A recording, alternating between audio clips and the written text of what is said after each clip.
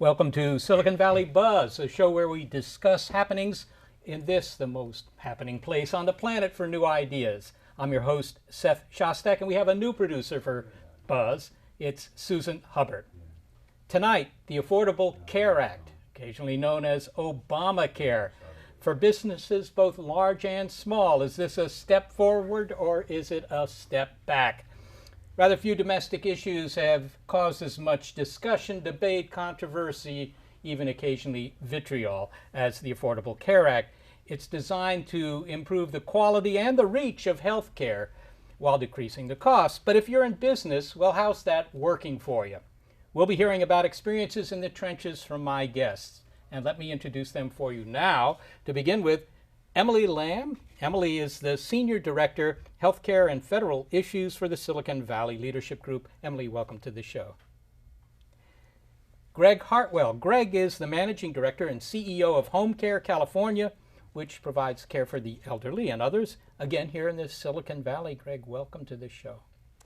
And on the other side of the table here, Paul Hepfer, who is Vice President of Programs for the Health Trust, a nonprofit that funds healthy lifestyle activities here in the South Bay and also runs its own programs. Paul, glad you could be with us. Well, all right, the Affordable Care Act. It's an effort to confront and combat problems with American health care, which is, after all, highly variable, it seems. Some people get the best care in the world, and others get less than the best care. Some would say inadequate care.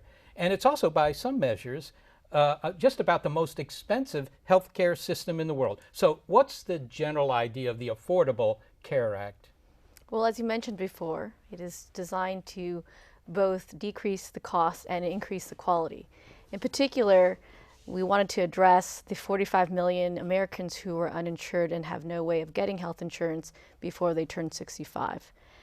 Here in the state of California, what it's going to come down to is a state-run health benefits exchange that's called Covered California, in which individuals and small businesses will be able to purchase health insurance through a system that's going to open up on October 1st, just coming up in 2 short months. Okay, so those are the mechanisms. How does this reduce the cost for me if I can't afford my own health care?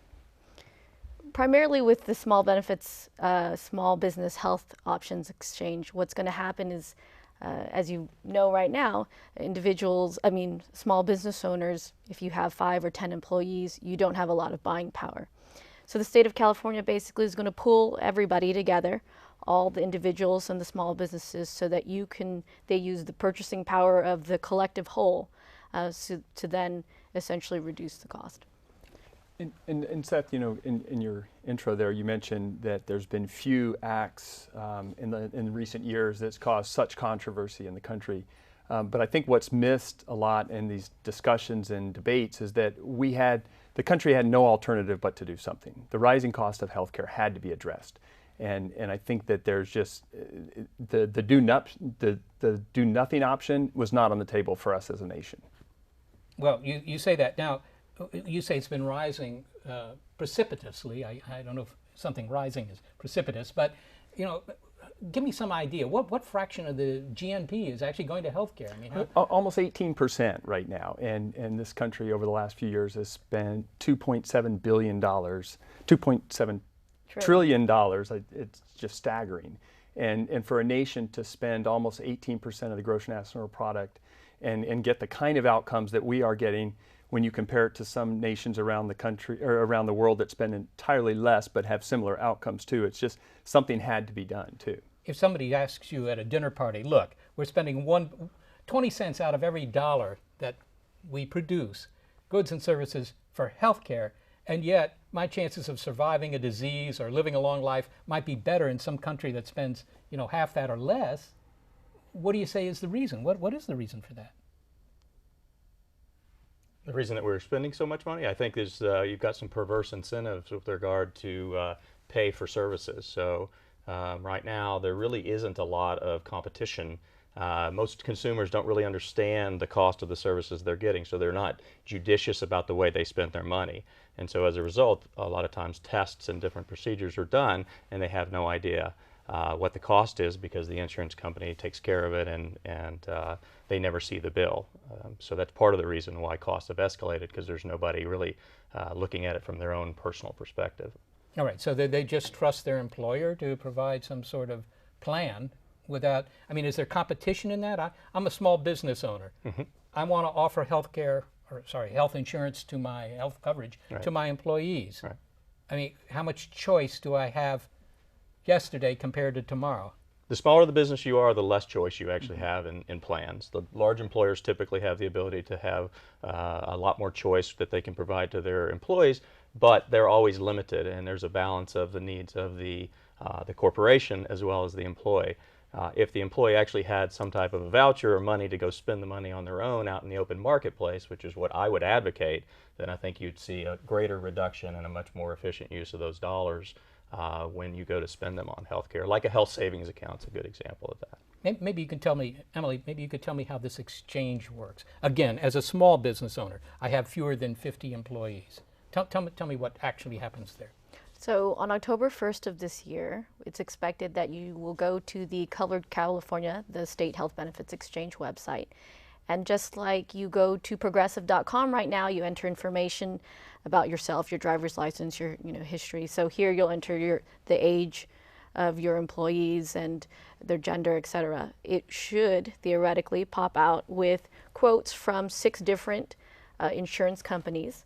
And organize it in an easy to use and understand fashion. So you'll be able to see how much a platinum plan costs, a gold, a silver, a bronze, and compare basically apples to apples and understand, okay, this is how much it would cost for me to provide this level of insurance coverage to my employees. This sounds like simply reducing friction in the market. I mean, this just says, look, there's going to be a lot of choice, and consequently these companies have to compete.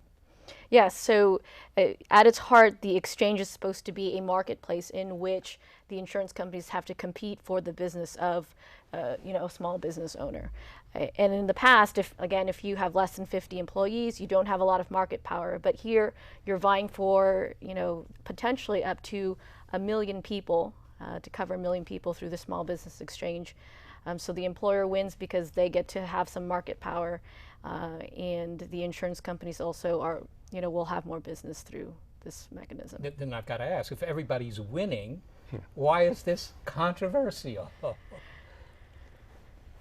Well, Seth, I think there's a number of reasons why people have problems with the act. One, there's a segment of the population that doesn't want to be told they have to have health insurance. Americans are fiercely independent and want to be able to dictate what they want, what type of, if they want to have insurance or not have insurance. There's a lot of unknowns right now as far as the cost that'll be on small business owners, as far as what will come out of their pocket and come out of their bottom line too. So because there's so many unknowns as far as how this will actually unfold, there's a lot of nervousness associated with that. But at the same time, I think people kind of forget to talk about some of the prevention elements that are built into the act, that preventative health care will be a part of it, that the payer won't have to pay for an annual exam, that there's a real high attention focused on wellness and staying healthy instead of spending all our money on trying to get well after we're already sick. Now you bring up what I think is a very interesting point, and that is there are going to be some people who say, look, I don't even want health insurance. I'm perfectly healthy. Why should I be given money to this, right? But that, that reminds me of the people who say, I don't want to get my child vaccinated for whatever reason. I think it causes this problem, that problem. I just don't want to do it for whatever reason. And that means that society then loses, in that case, herd immunity, and you get a lot of sick people. All right. I mean, the same thing with healthcare, because if you're, somebody older, I would imagine the insurance companies look at you and say, you're older, you're more prone to having medical conditions, maybe you have a pre-existing health problem, whatever. And this guy over here says, I'm young, I'm healthy, why should I pay for their medical care? So you have to do something here to sort of force everybody to get into the pool together, don't you? I mean, that's what it's going to do? Yes, absolutely. And everybody will be required in some way to either have coverage through their employer or to purchase an individual plan. I think that it's part of the covenant if an emergency room can't reject you if you show up at its door sick. They have to treat you in the same. And they never have, really. I mean, the fact is, they never really have. Yeah, but well, to that point, but people who don't have coverage go to the emergency care. I mean, will this eliminate that? Will everybody have coverage, including people who don't have jobs, people who are just now using the emergency room as their emergency their room doctor? delivery is obviously the most expensive version of healthcare that you can get. So that's not what you want. But that doesn't mean that you know, you expand the roles of access to healthcare. Somebody's going to have to pay for it. You dramatically increase the demand for services, and you don't increase the supply of it. It's going to end up raising prices. That there's no doubt. Excuse me. But if everybody's in it, then haven't you been able to cover that? Well, the reality is that the penalties for not being in it are so inconsequential. For a young person, the premiums would be multiple thousands of dollars. The penalty, I believe, is less than $100 the first year. So I think some of these things that on the surface look like real things are, and ultimately not. There's no teeth to the penalties. That sounds like a real flaw. No doubt. No doubt. Well, and I think you mentioned earlier, well, what's the problem? What is everybody talking about if, you know, it seems like a win-win? Well, certainly implementation is a really big problem. And the reality is that even if everybody today had very good insurance coverage and very good care from their doctor, we would still be seeing the astronomical rise in how much healthcare costs because we're, as a nation, getting sicker. The obesity rates are still rising, and the associated diseases with it, diabetes, heart disease, are all very expensive chronic conditions that, you know, as I said, even if we all had insurance and good health care, we would still be seeing too much costs. And so the bill tries to address some of what Paul had mentioned earlier. If we stay healthier, that's actually the cheapest thing to do. Mm-hmm. However, you know, the government giving you a subsidy for an increasingly high premium isn't going to really help out in the end. It still costs small businesses or businesses in general who still provide the majority of, who still pay for the majority of premiums. But you say the costs are going up because we're sicker. I mean, we're thicker, which makes us sicker, I guess. But I mean, with that kind of argumentation, I could say maybe the best thing to do to address the problems with healthcare is just encourage everybody to smoke 6 cigars every hour. Right, and then they all die young, and then you don't have to pay for very much health care. So it seems to me, is that really the reason that healthcare costs are going up, or is it simply because, to begin with, people actually in general are living longer, and secondly, you've got all this technology and, you know, all these treatment options which tend to be rather expensive. Americans always want to go for the high-tech solution and so forth, and that's expensive. Well, I personally believe that the fact that it's coupled with your employment really has no rational basis in the marketplace today. It goes back to World War II when there were wage controls and companies wanted to attract employers, so they gave them benefits and the government allowed it to be tax deductible. But you fast forward now, that was when there was a labor shortage. Now you have a severe oversupply of labor, and we're in a recession, or maybe not technically. And so consumers don't have the portability to take that insurance with them, so sometimes they're tied to a job that they don't want, just because of the health insurance benefits. So I do believe that personally you've got to decouple it from your employer in order to get costs down. And I'll just give you one quick example. I left a company and had to get my own insurance, and I got a high deductible plan and saved $700 a month in premiums, and I decided to use that money and put it in my pocket rather than pay it in the terms of premium, and I was more judicious about the type of medical care that I got. So when I was in control, there was a lot more judiciousness with regard to how money was spent. Well, Greg, you mentioned the fact that you leave your job and your health care doesn't go with you. You need to decouple that. Does the Affordable Care Act do that? Does it say, look, where you work and your health care, those should be decoupled? I think it attempts to, by not the elimination of the pre-existing conditions is a big way that people were not able to get insurance. But still, you have the affordability issue, which insurance itself is not inexpensive. A premium for a family of 4 is about $1,200 per year. That's a significant amount of money that most people just can't afford at all. Well, and actually there's a lot of people working for startups here who are always asking me where can I get my health care if I just quit my job at a large company with nice cushy health benefits. And again, this exchange that's about to open in 2 months should actually allow you, either as an individual or if you go in, anybody with less than 40 or 50 employees should be able to buy through this mechanism, again, using the market power of the 4 million people that are going to potentially now buy through this mechanism. Okay, we're going to get back to what small businesses should do and what if you're a business that's just beyond the cutoff in just a moment, but first we're going to break for this announcement.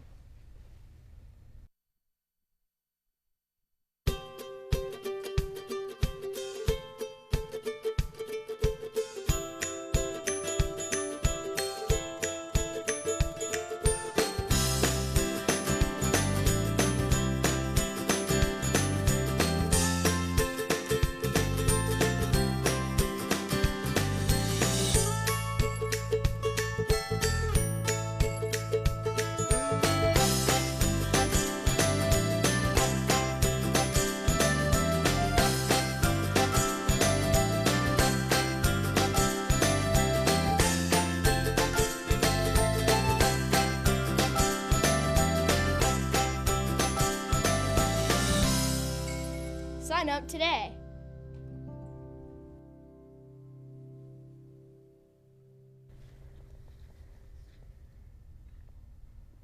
Welcome back to Silicon Valley Buzz. We're talking about Affordable Care Act, the Obamacare Act, and my guests are Emily Lamb, Greg Hartwell, and Paul Hepfer. You were talking about small business. All right, let's take the iconic Silicon Valley small business. You know, you're with a bunch of buddies and you're in garage mode and you're developing software that's going to somehow save Western civilization as we know it. You know, you got 5 or 10 people. What do you do about healthcare? Do you say, sorry guys, you quit your job with that big company down the street.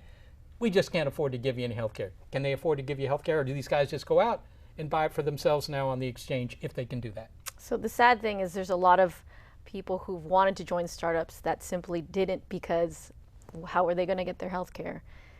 Starting this October and with coverage for 2014, they should be able to go online to Covered California, put in their information, and spit out insurance quotes, and hopefully it's going to be affordable enough for them to actually buy. So this should be an option for them. Can they sign up as individuals, or do they sign up as ABC widget or software widget?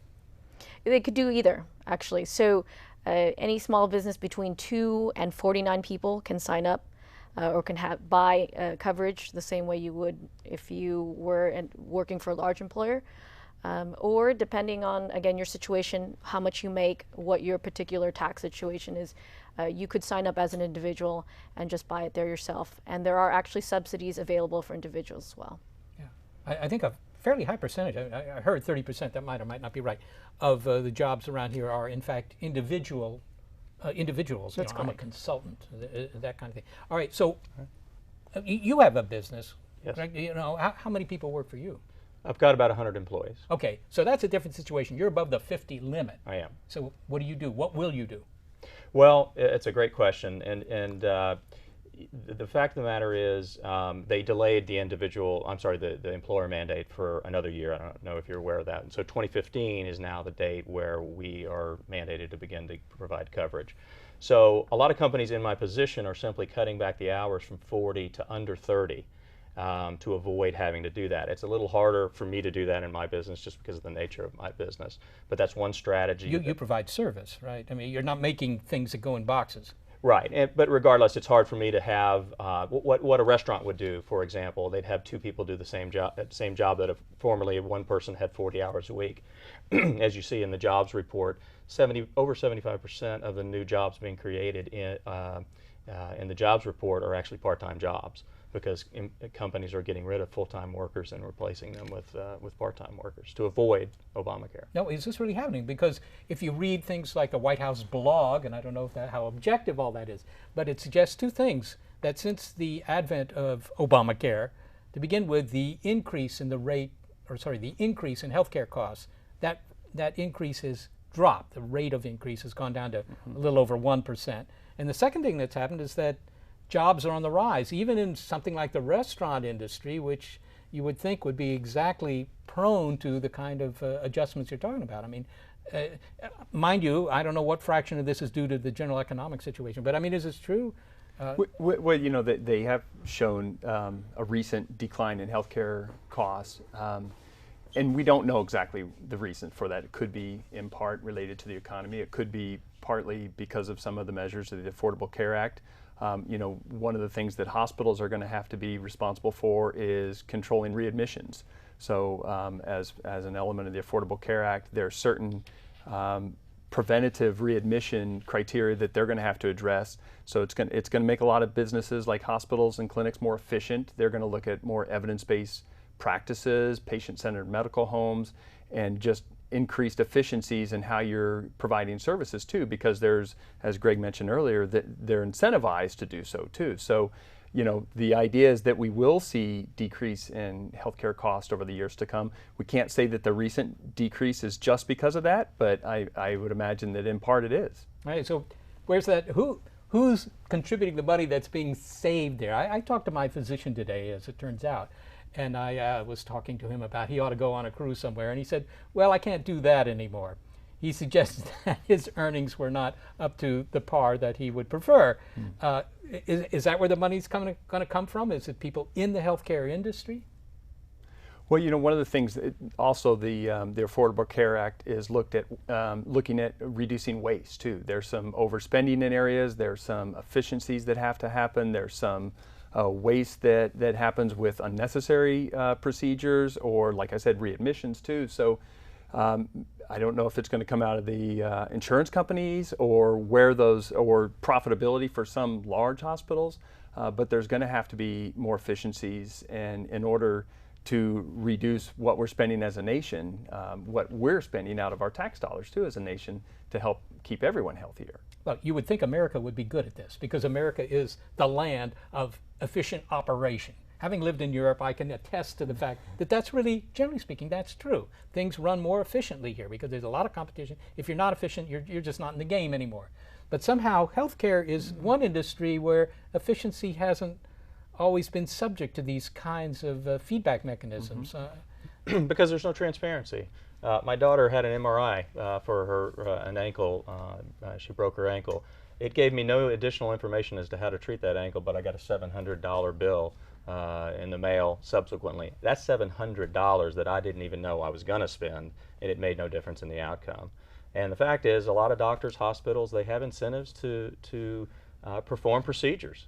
It's just the way that they get revenue from Medicare, from the insurance companies. So is that what it is, or are they afraid of lawsuits in case something goes wrong? And they figure, I don't know if this is going to help, but it covers me in case something else does go wrong. They can't say, you didn't do this. But Greg, I would say that $700 MRI, probably the same MRI costs someone else $2,000, someone else $500, someone else $20,000 because there's no transparency. Right. We don't know what the cost of goods are. You don't go to the doctor and you say, a doctor's visit is $120, et cetera. You have no idea. You have a $5 copay, you go see the doctor. This sounds like selling seats on airplanes, actually. You don't know. It costs this guy $500, it costs that guy $2,000, and they're all going to the same place and will arrive within a fraction of a second at the same time. And Seth, part of the problem, and I have health insurance. Obviously, I think all of us have some sort of health insurance, but there's still a lot of people in our community that don't. And they're not going to get that MRI because their plan doesn't cover that. Or there's really great technology that's kept from a large portion of our population in our community because these transparencies aren't in place, or the costs are so high, or we're just not set up yet as a community to provide quality care that we know exists to everyone in our community that should have access to it too. Isn't that partly the psychology of healthcare? It's not a product that you can refuse, right? If a medical professional tells you, look, you need this procedure, I mean, your life is at stake in the end, right? So you don't say, well, I'll comparison shop, or I'll think about it, or maybe I won't do it. But certainly, we want to be able to save, okay, if I have to get an MRI, why does it cost $5,000 here, $2,000 here, but do you know $1,000 here? Yeah. And that's one of the things that we hope to fix, not just with the Affordable Care Act, but in general, those of us trying to reform the healthcare system, that we should be able to know. And at least for right now, the first step is being able to compare different healthcare plans, apples to apples comparison, and have a better understanding of what you're getting for the money that you're paying. Rather quickly, on balance, and I guess this is mostly directed to you, Greg, because you commented on it. Right. there are people, critics of Obamacare, who say, look, this is just going to cost jobs. It's going to cost jobs. I'm going to have to, make people part-time. I'm going to have to lay people off so I get the employee count to below 50 or whatever, right? And this is not a good time to be. Correct. So is that really true? Is that the general impression? Is it going to cost jobs? Well, it already is. There's no doubt that it's already happening. Like I said in the jobs report, we lost full-time jobs in June. There were 240,000 full-time jobs lost, and the increase in jobs was all due to part-time jobs. In 2013, people started making the adjustments for Obamacare that they had planned on doing the first couple of years. Obamacare was passed in 2010, so we had 2 full years to try and get the details of it, and now I think in 2013 you're starting to see the ramifications of these are costs you can't pass on to your employer. Emily, you're looking at me like you don't agree. I mean, it costs jobs in other ways too. I mean, the increase in healthcare costs, especially in California, that we've seen over the last decade, we can't afford to add more people or to pay our people more because of the rising cost of healthcare. And so on the flip side of that, as Paul started out at the beginning of the show, there was no choice. We had to do something. Now, how well we execute it is a different story. It's a very big law. It's complex. We haven't quite gotten it down yet, but we can't revolutionize healthcare within a few years. We're still going to take a while to hammer out all the details, but I think the basic premise is we are trying to fix it, and it's just going to take some time. And far and away, if there are jobs lost in relation to the Affordable Care Act, which I'm not certain there are, the amount of labor and productivity that's lost because people are unhealthy and don't have health insurance and are not able to come to work, it far and away will outclips any lost jobs in relation to this. But how do you Affordable Care say Act. that to the guy who had a 40-hour-a-week job and they just cut his hours back to 29 hours? So not only is he not going to get health care, he's also now making 11 hours a week less. Well, and also in the Affordable Care Act, it's not just cutting below 30 hours. The employer they look at the total FTE count, the hours. So if you can't just take a 40-hour-a-week person and cut it to 20, no, you can't. And you still have 40 hours as an employer. No, you can. I could explain it to you, but well, unfortunately, we don't have time for that explanation. Just a final question to all of you. I'm just sort of wondering, do you think that in 20 years from now, we'll look back on this debate the same way we would look back on all the controversy surrounding, say, I don't know, Social Security? Will it someday seem like an obvious right thing to do? Very quickly. Yes, no? I think so. When Medicare passed, everyone thought that was horrific. And now, I think it's good for society. It's how you do it and who pays for it. I think we'll say we should have done elements of this 20 years ago. All right. Well, the Affordable Care Act, it's controversial, but nobody doubts its importance, certainly for the quality of our lives, for our personal health, but also for the economic health of the country. I want to thank my guests for their very insightful and articulate discussion, Emily Lamb, Greg Hartwell, and Paul Hepfer. And thanks also to our KMVT staff, our hardworking new producer, Susan Hubbard. I'm Seth Shostak, suggesting that you join us again for Silicon Valley Buzz. Good night, and take care of yourself.